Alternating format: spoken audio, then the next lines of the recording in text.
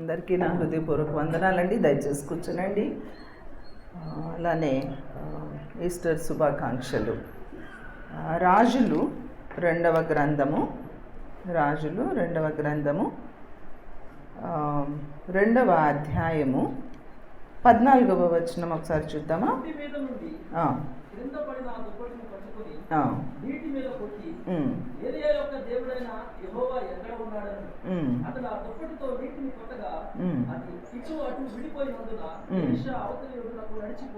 Okay, ఇక్కడ మనం చూస్తే ఏలియా దుప్పటి క్రింద పడింది. ఏలియా దుప్పటి క్రింద పడినప్పుడు ఎవరు అందుకున్నారు దానిని? ఎలీషా అందుకున్నాడు. సో ఎలీషా అందుకున్న ఆ దుప్పటిని ఏం చేశాడంటే అక్కడ జోర్డాను రివర్ మీద దాన్ని కొట్టగా అదేమైపోయింది? రెండుగా చీలిపోయింది. సో ఇక్కడ మనం చూసినట్లయితే అప్పుడు తను చక్కగా నడిచి మరి ముందుకు వెళ్ళినట్లుగా కనబడుతుంది. ఇక్కడ ఈ ఎలీషా ఈ dividing Jordan which is symbolic of a ministry of life, అది ఆ సింబల్గా కనిపిస్తూ ఉంది మనకి. దేనికి? లైఫ్కి. సో ఇక్కడ ఈ ఆ లైఫ్ అనేది ఎప్పుడు కూడా ఓవర్కమ్ చేస్తుంది. దేన్ని? డెత్ని. ఆ డెత్ని ఓవర్కమ్ చేసినట్లుగా మనం చూస్తూ ఉన్నాం. అలానే ఇక్కడ వాటర్స్ అనేది మనకి డెత్కి సింబల్గా కనిపిస్తూ ఉంది. అలానే ఆ డ్రై ల్యాండ్ అనేది మనకి ట్రయంఫ్ ఓవర్ డెత్ అనేదిగా మనకి కనిపిస్తూ ఉంది. సో ఈ విషయాన్ని మనం గమనించుకున్నట్లయితే అది దేవుని యొక్క ఆత్మ ఎవరైతే కలిగి ఉంటారో, హోలీ స్పిరిట్ కలిగి ఉన్న వారికి మాత్రమే అది సాధ్యమవుతుంది. నువ్వు నేను వెళ్ళి అలాగా ఒక నది దగ్గరికో ఒక సముద్రం దగ్గరికో వెళ్ళి దుప్పటి పెట్టి కొట్టినా, లేకపోతే మోషే కర్ర పెట్టి కొట్టినట్లుగా కొడితే మనకి అది రెండుగా చీలిపోతుందా? చీలిపోదు. మనందరము క్రైస్తవులము కాదా? క్రీస్తునందు విశ్వాసము ఉంచిన వారము కాదా? క్రీస్తు రక్తములో కడగబడిన వారము కాదా? ఆయన బిడ్డలము అని చెప్పుకుంటున్న వారము కాదా? అవును. అయినప్పటికీ కూడా మన జీవితంలో మనం చూసినట్లయితే ఇలాంటి వాటికి వేటికి మనలో స్థలము లేదు. ఎందుకంటే we are still in the world. మనము లోకములోనే ఉన్నాము. లోకాన్ని జయించిన విజయ వీరుల గుంపులోనికి మనం ఇంకా చేర్చబడలేదు అని మనం గ్రహించాలి. ఆ పునరుద్ధాన శక్తి ఉన్నప్పుడు మాత్రమే ఈ దినము పునరుద్ధానాన్ని మనము జ్ఞాపకం చేసుకుంటున్నాము. సో ఈ పునరుద్ధాన శక్తి మనలోనికి రాకుండా ఎన్ని పునరుద్ధానపు పండుగలు మనం చేసుకున్నా దెర్ ఇస్ నో యూజ్ అండి. ఏదో కామన్గా మనము వచ్చి దేవుని ఆరాధించి వెళ్ళిపోతున్నాము అనుకుంటున్నాము. కానీ ఆ పునరుద్ధానపు శక్తి మనలోనికి రానంత వరకు దాని యొక్క విలువ మనకు అర్థం కాదు. సో ఈ విషయాన్ని మనము జ్ఞాపకం చేసుకోవాలి. పునరుద్ధాన శక్తి మనలోనికి రావాలి అంటే దేవుని చిత్తానికి మరి క్రీస్తు లాస్ట్ ఫ్రైడే మనం చెప్పుకున్నాం కదా, తండ్రి నా ఆత్మను నీ చేతికి అప్పగించుకున్నారు. మన ఆత్మను తండ్రి చేతికి అప్పగించుకోగలిగినప్పుడు అప్పుడు ఏమవుతుంది అంటే తండ్రి యొక్క ఆత్మ మన యొక్క జీవితంలోనికి, మన శరీరంలోనికి అది వచ్చి అదేం చేస్తుంది అంటే ఆ రిజరక్షన్ పవర్ని మనకి ఇస్తుంది. ఆ రిజరక్షన్ పవర్ ఉన్నప్పుడు మాత్రమే ఇదిగో ఈ ఏలియా చేసినటువంటి కార్యాలు మన జీవితంలో మనము చేయగలుగుతాము. సో మనము ఆ మరణాన్ని జయించాలి. మరణపు ముళ్ళు ప్రభువు విరచారు. మరి ఆ జయాన్ని మన జీవితంలో ఎందుకు చూడలేకపోతున్నాము అనేది మనందరము ఒక్కసారి ప్రశ్నించుకున్నట్లయితే దానికి జవాబు మనకి దొరుకుతుంది. ఒకవేళ మీ జ్ఞానానికి నా జ్ఞానానికి అది అందకపోయినట్లయితే దేవుని సన్నిధిలోనికి వెళ్ళండి. ఈ లోకంలో బిజీ వరల్డ్లో పరిగెత్తుకుంటూ లోకాన్ని సంపాదించుకోవడానికి, ధనాన్ని సంపాదించుకోవడానికి, పేరుని సంపాదించుకోవడానికి, ప్రఖ్యాతిని సంపాదించుకోవడానికి, ఇంకా ఏదో సంపాదించుకోవడానికి, మంచి ఆరోగ్యం సంపాదించుకోవడానికి, మంచి మంచి వంటలు చేసుకొని తిని రకరకాలైనటువంటి పరిస్థితుల్లో మనము ది బెస్ట్గా ఉండాలని ప్రయత్నం చేస్తూ ఉన్న మన జీవితంలో ది బెస్ట్ ఏమీ కనపడదండి. ఎట్ ది ఎండ్ మనకి దొరికేది అది మరణమే. కాబట్టి మీరు ఈ బిజీ వరల్డ్లో పరిగెత్తకుండా కొంచెం సమయాన్ని దేవునికి ఇస్తారా? కొంచెం సమయాన్ని దేవునికి ఇస్తారా? ఈ వాక్యాన్ని దేవుడు నాకు ఇచ్చినప్పుడు, ఈ వాక్యం గురించి నేను తలస్తూ ఉన్నప్పుడు, ప్రార్థిస్తూ ఉన్నప్పుడు నేను ప్రభా నేను ఒక్కటి కోరుకుంటాను అన్న. మీరందరూ నవ్వుతారు నాకు తెలుసు, అయినప్పటికీ నేను అన్నాను ఒక్కటి కోరుకుంటాను. ఈ సముద్రాన్ని పాయలు చేసేసారు కదా, మరి ఆ రిజరక్షన్ పవర్తో ఎంతోమంది డెత్ నుంచి లైఫ్కి తీసుకొచ్చారు కదా, మరణించిన వారు తిరిగి లేచారు కదా అని చెప్పి నేను అనుకున్నాను. నాకు ఒక్క కోరిక ఉంది, ఈ రిజరక్షన్ పవర్ నాలోనికి తీసుకొని వచ్చి నువ్వు ఈ రిజరక్షన్ పవర్కి నన్ను నేను సంపూర్ణంగా సబ్మిట్ చేసుకుని ఆ రిజరక్షన్ పవర్లో ఫస్ట్ నేను కోరుకునేది ఏంటి అని నేను ప్రభు కోరుకుంటున్నాను, ఇది నాకు చేసి పెట్టు అని. ఎవరైనా గెస్ట్ చేయగలరా? అబ్బా దీపా, ఎగ్జాక్ట్లీ ప్రభా నా బిడ్డలందరూ సమయానికి మందిరానికి రావగలుగునట్లుగా నీ రిజరక్షన్ పవర్తో ఇది ఒక్కటి నాకు చేసి పెట్టవా అని ప్రార్థన చేసుకున్నాను నేను. కాబట్టి ఈ విషయాన్ని మరి నేను మీకు చెప్పను.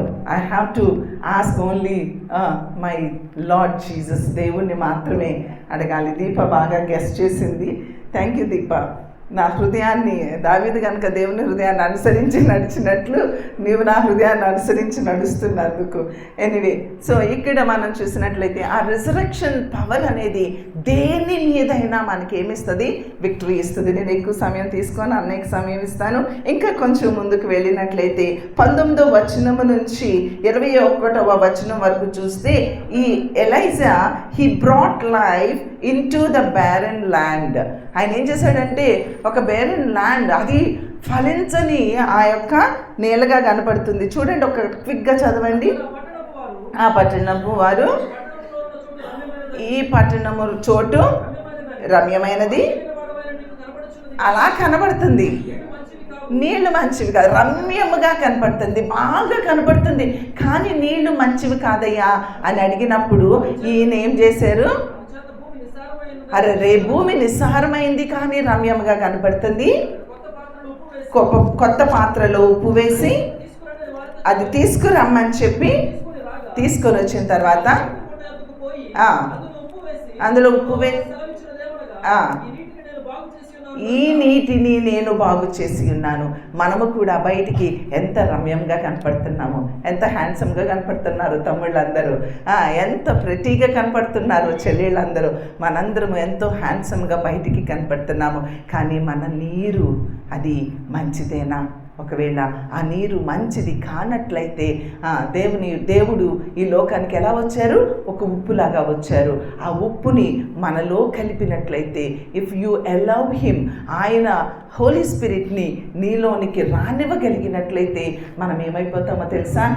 మంచి నీటిని అయిపోతాము, మంచి వారం అయిపోతాము, మంచి బుద్ధి కలిగిన వారుగా మనము జీవించగలుగుతాము. ఇది ఆ బేరన్ ల్యాండ్ని ఒక లైఫ్ తీసుకొచ్చిందండి, లైఫ్ ఇవ్వగలిగింది.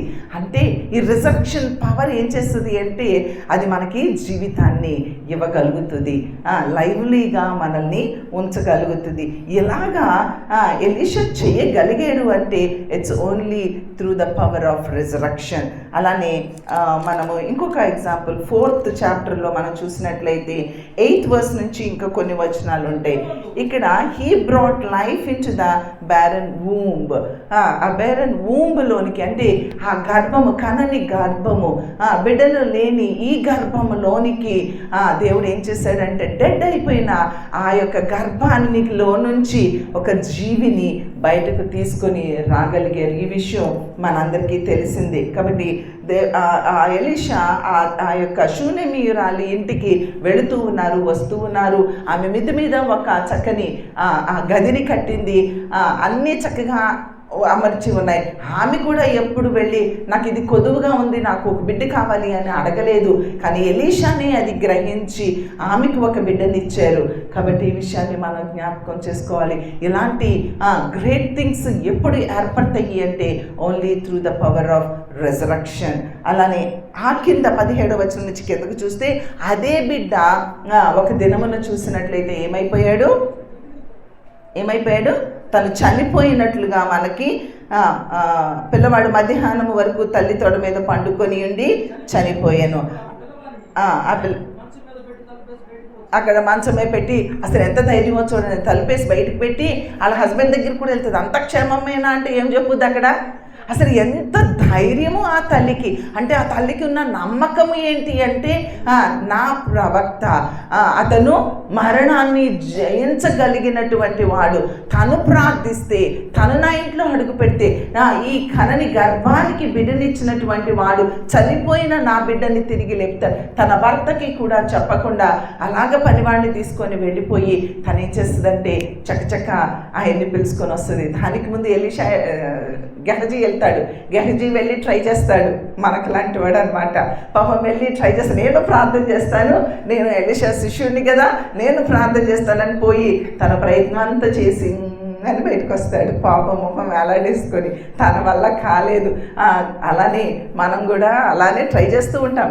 ఎస్, బట్ ఆ రిజరక్షన్ పవర్ లేకుండా మనం ట్రై చేస్తే వీ ఫెయిల్. బట్ రిజరక్షన్ పవర్ని మనం తీసుకొని రిసీవ్ చేసుకొని మనం వర్కౌట్ చేస్తే ఆ రోజు నిన్న నేడు రేపు ఏకరీతిగా ఉన్న దేవుడు, ఆ దినమున చేసిన దేవుడు ఈ దినమును కూడా అట్టి కార్యాలు చేస్తాడు. అట్టి కార్యాలు నీ జీవితంలో జరగట్లేదు అంటే దానికి లోపము దేవునిది కాదు, ఎవరిది?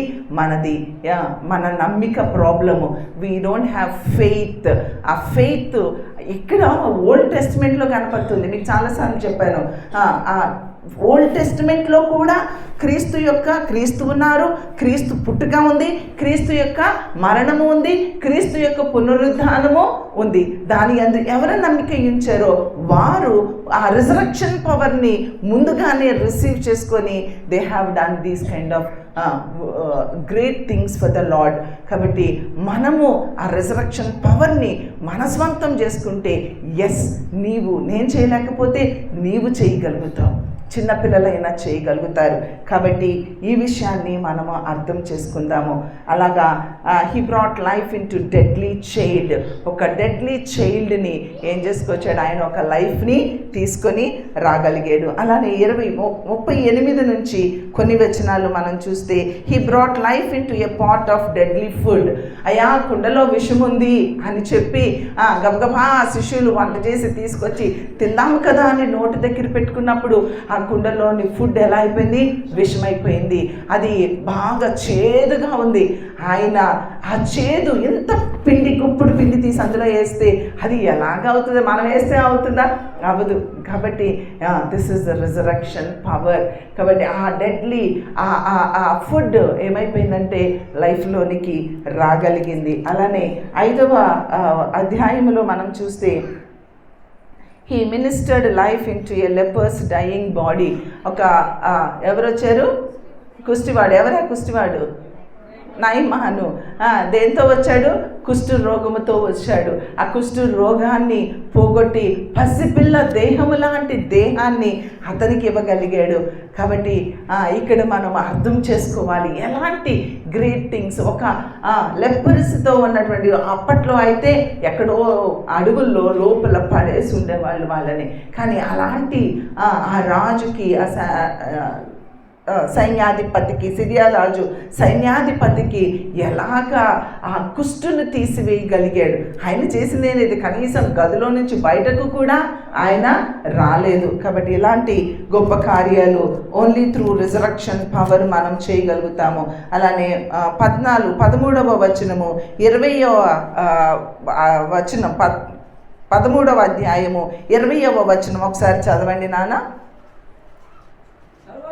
తరువాత ఎలీషా మృతి పొందగా వారు అతని సమాధిలో ఉంచిరి. 1 సంవత్సరం గడిచిన తర్వాత మోయాబీల సైన్యము దేశము మీదకి వచ్చినప్పుడు కొందరు ఒక శవమును పాతిపెట్టుచు సైన్యమునకు భయపడి ఆ శవమును ఎలీషా యొక్క సమాధిలో ఉంచగా ఆ శవము ఎలీషా శల్యమునకు తగిలినప్పుడు అది తిరిగి బ్రతికి కాళ్ళు మోపి నిలిచాడు. గూస్ బంప్స్ వస్తున్నాయి కదా. అసలు ఎంత గొప్పతనం. చనిపోయాడండి. He's not alive. ఎలీషా చనిపోయాడు. చనిపోయిన తర్వాత ఆ సమాధిలో ఇంకొక శవాన్ని పెట్టడానికి వెళ్ళినప్పుడు ఆ రిజరెక్షన్ పవర్ ఎంత గొప్పది అంటే, ఈ చనిపోయిన వాని శవానికి తగిలినప్పుడు అది లేచి బ్రతికిందట. ఎంత గొప్ప దేవుడు మన దేవుడు, ఎంత ఆశ్చర్య కార్యాలు చేయగలిగిన దేవుడు మన దేవుడు.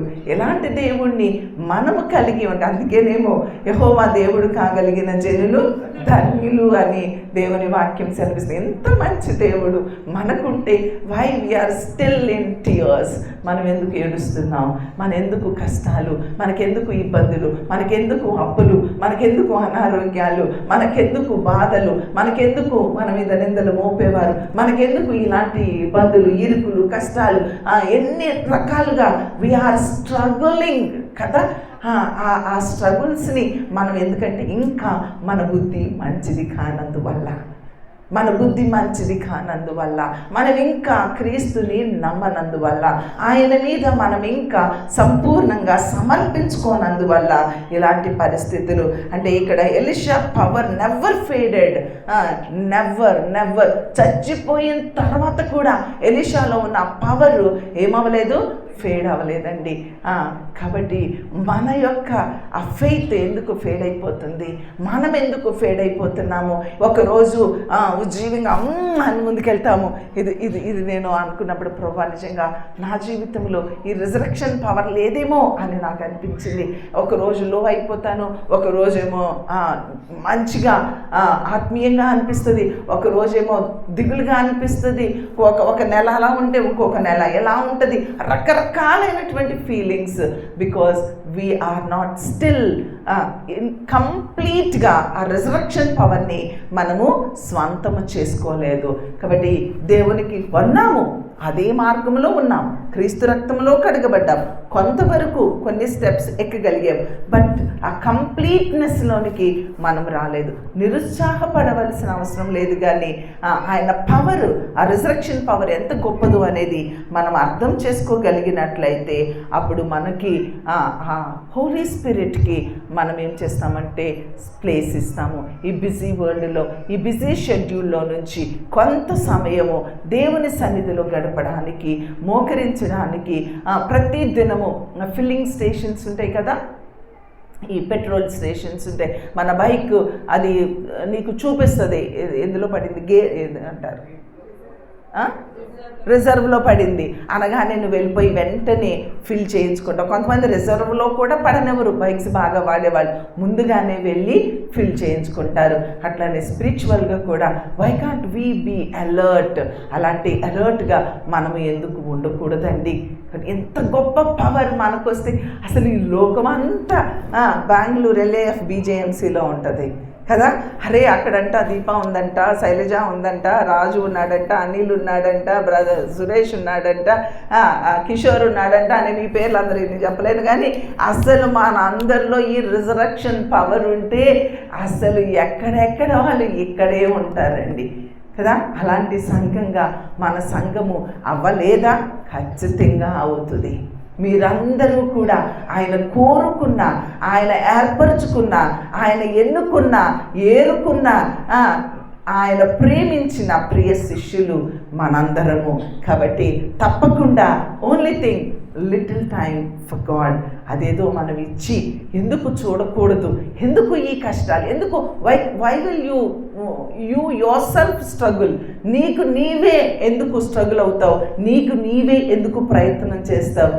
నిన్ను నీవు ఎందుకు దేవునికి సమర్పించుకోలేవు? కాబట్టి ఈ రిజరెక్షన్ పవర్ని మనము అది రిసీవ్ చేసుకోవాలి. అలానే పాల్ని మనం చూసినట్లయితే ఎఫెసీ సంఘానికి తను చెప్తూ ఉంటాడు, అరే మీరు ప్రేయర్ చేయండిరా, ప్రార్థించండి, ఈ రిజరెక్షన్ పవర్ని మీరు రిసీవ్ చేసుకోవాలని ప్రార్థించండి అని ఎఫెసీ సంఘానికి తను చెప్తూ ఉంటాడు. అలానే ఫిలిపియన్స్కి కూడా అలానే చెప్తూ ఉంటాడు. ఆ resurrection power no more and more. వాళ్ళు కొంచెం మనకులాగా కొంచెము అది కలిగి ఉన్నారు. కానీ ఇక్కడ ఏమంటాడంటే you should know more and more, ఇంకా ఎక్కువగా కంప్లీట్గా ఆ రిజరక్షన్ పవర్ని నీ లైఫ్లోనికి నువ్వు తీసుకొని రావాలి అని ఆయన మాట్లాడుతూ ఉన్నారు. కాబట్టి ఈ రిజరక్షన్ పవర్ ఏం చేస్తుందంటే మనలోనికి ఒక లైఫ్ని తీసుకొస్తుంది, డెత్ని సపరేట్ చేస్తుంది, దేవునితో మనల్ని కనెక్ట్ చేస్తుంది. మరి అంత గొప్ప కార్యాలు నిన్న నేడు రేపు ఏకరీతిగా ఉన్న ఆయన మన జీవితంలో చేయాలని ఆశపడుతూ ఉన్నాడు. నీ జీవితంలో అలాంటి గొప్ప కార్యాలు నువ్వు చూడాలని, నీకు బ్లెస్సింగ్గా, నీ కుటుంబానికి బ్లెస్సింగ్గా, మన సంఘానికి బ్లెస్సింగ్గా, మన వరల్డ్కి బ్లెస్సింగ్గా ఉండాలని ఆశపడినట్లయితే లేచి నిలవబడి చిన్న ప్రార్థన చేసుకుంటావా? అయ్యా, ఎన్నో రిజరక్షన్ డేస్ని నేను సెలబ్రేట్ చేసుకున్నాను, కానీ ఇదిగో ఈ రిజరక్షన్ డే అది ఒక ప్రత్యేకమైన రిజరక్షన్ డేగా నా జీవితంలో ఉండాలని నేను ఆశపడుతూ ఉన్నాను. ఎలీషా దేవుడా, ఏలియా దేవుడా నా దేవుడువు కావా? పౌలు దేవుడా నా దేవుడువు కావా? ఆ దినాలలో ఉన్న దానియేలు గారి దేవుడా, భూషణమయ్య గారి దేవుడా నా దేవుడువు కావా? ఆ రిజరక్షన్ పవర్ నాకు కూడా ఇవ్వవా అని చిన్న ప్రార్థన చేసుకుందాము. దయచేసి వచ్చి మౌనంగా వెళ్ళిపోయినట్లయితే దెర్ ఈజ్ నో యూజ్. ప్రభు నీతో మాట్లాడి ఉండగా నీ నోరు తెరిచి నీవు అయ్యా ఆ రిజరక్షన్ పవర్ నాకు ఇవ్వవా? పాపం మీద రిజరక్షన్ నాకు లేదయ్యా, అయ్యా నా చూపుల మీద రిజరక్షన్ నాకు లేదయ్యా, ఆ జయము నాకు లేదయ్యా, ఆ పవర్ నాకు లేదయ్యా. ఎన్నో విషయాలలో వ్యక్తిగతంగా ఓడిపోతూ ఉన్నాను, కుటుంబ పరిధుల్లో ఓడిపోతూ ఉన్నాను, అనేక పరిధులలో ఓడిపోతూ ఉన్నాను, పిల్లల్ని పెంచడంలో ఓడిపోతూ ఉన్నాను. అయ్యా నన్ను ఒక్కసారి జ్ఞాపకం చేసుకుంటావా? ఎందుకు ఈ ఓటమి నా జీవితంలో? నా భక్తిహీనతను బట్టే కదా, నేను లోబడలేని స్థితిని బట్టే కదా. నా నాన్నను ఒక్కసారి జ్ఞాపకం చేసుకోవా అని చిన్న ప్రార్థన చేయవా? యేసయ్య నిన్ను ప్రేమిస్తూ ఉండగా ఆయన నీతో మాట్లాడిన మాటలకు నీవు చోటివ్వగలిగినట్లయితే, నోరు తెరవగలిగినట్లయితే, ఆయన తట్టు నీ హృదయాన్ని త్రిప్పి ఒక మాట మాట్లాడగలిగినట్లయితే ఇప్పుడు ఈ క్షణంలోనే ఆ రిజరక్షన్ పవర్ని నీవు స్వంతం చేసుకోగలవు. యేసయ్యా అని ఒక చిన్న కేక వేస్తారా? దయచేసి మౌనంగా ఉండొద్దండి, దయచేసి మౌనంగా ఉండొద్దు. దేవుని యొక్క దృష్టిని పొందగలుగునట్లుగా మన నోరు తెరుద్దామా? మన హృదయాన్ని ఆయనకి సమర్పించుకుందామా? అందరూ ప్రార్థన చేయండి. చిన్నపిల్లల సహితము యేసయ్యా ఆ రిజరక్షన్ పవర్ నాకు కావాలి. ఆ నయమాను ఇంటిలో ఉన్న ఆ చిన్న పిల్ల ఆ యొక్క నయమాను యొక్క కుష్ఠ రోగము పోవడము కొరకు సువార్తను అందించినదిగా ఉన్నది కనుక చిన్నపిల్లలు అయినప్పటికీ కూడా ఆ రిజరక్షన్ పవర్ని మనము యాక్సెప్ట్ చేయగలిగినట్లయితే, రిసీవ్ చేసుకోగలిగినట్లయితే ఈ దినమున ఏలియా చేసిన గొప్ప కార్యాలు మన జీవితాలలో తప్పకుండా జరుగుతాయి. ప్రభువుని అర్థిద్దామా, ప్రార్థిద్దామా? ప్రార్థన చేద్దాం, కొనసాగుదాం.